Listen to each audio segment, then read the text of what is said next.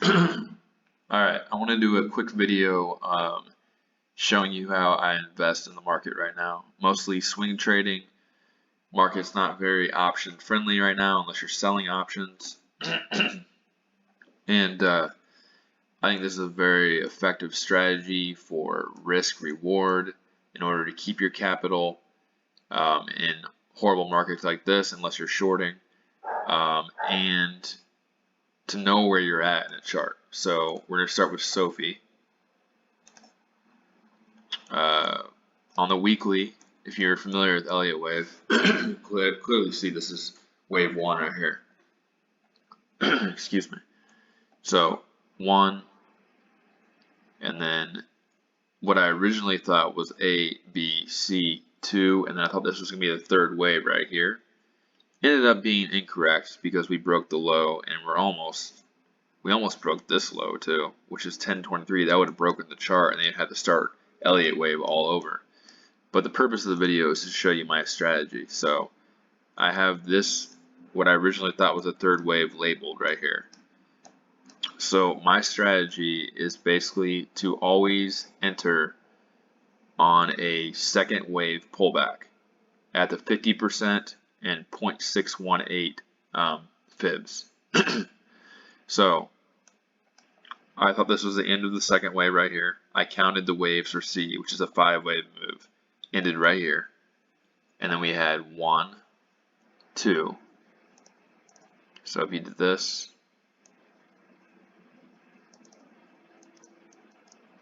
you would see this went to, oh, sorry, I'm going to look at this. This went to past the 0.618 fib. So your entry on the second wave pullback is always going to be at the 50%, 0.61, possibly 0.78, usually doesn't go that far. And your stop will always be below the beginning of the first wave. And you want your reward to risk to be 2 to 1. So you want to have a 50-cent reward for every 25 cents you're risking, minimum.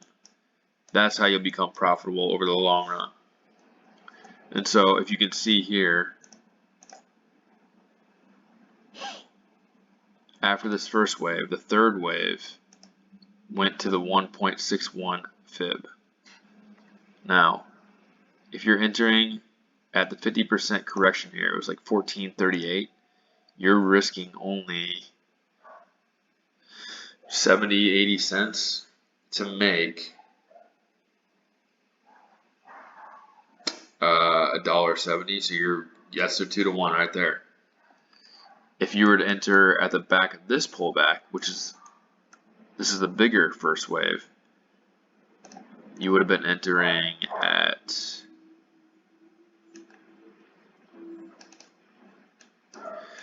the 50% retracement, which is 1582. It actually went exactly to the 0.618, 1531. So you're risking $1.70. And then we take the fib, this 1.61 went all the way to 2089. This actually went past it to 2170, but 2089. You're making $5 for every $2 you're risking. That's a 2.5 to 1 reward to risk.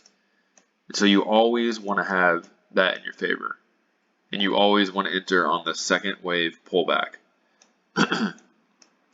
You can do it on smaller time frames, but if you're a beginner, I recommend just looking at the daily, finding that second wave pullback, averaging into it around the 50 to 0.618 consolidation, and then putting your stop maybe 5 cents below the low of the first wave.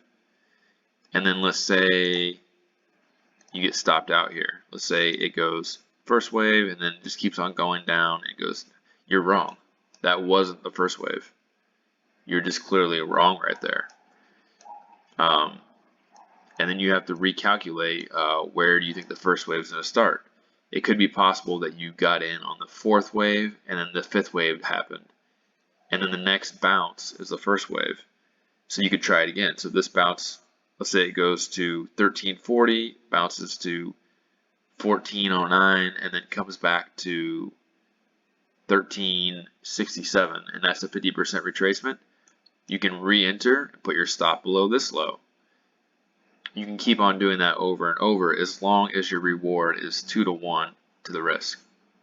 2 to the reward, 1 to the risk. You want that every single time. And if you don't have that, you're not going to be profitable because you're taking more risk than you need to be.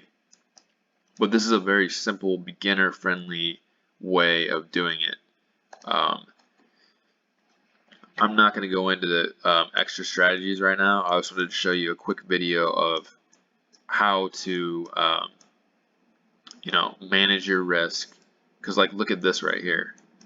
Let's say you stayed in this, and you were like, oh, I hope it's going to bounce back. I hope it's going to bounce back. I hope it's going to bounce back. I hope it's going to bounce back. I hope it's going to bounce back. Look where that takes you down to. You just lost, you lost 60% of your position if you stayed in it the whole way. So fibs with Elliott Wave can also tell you when you're wrong. And you'll have to do some research. I'm not going to go into all those right now. But there's certain fibs for certain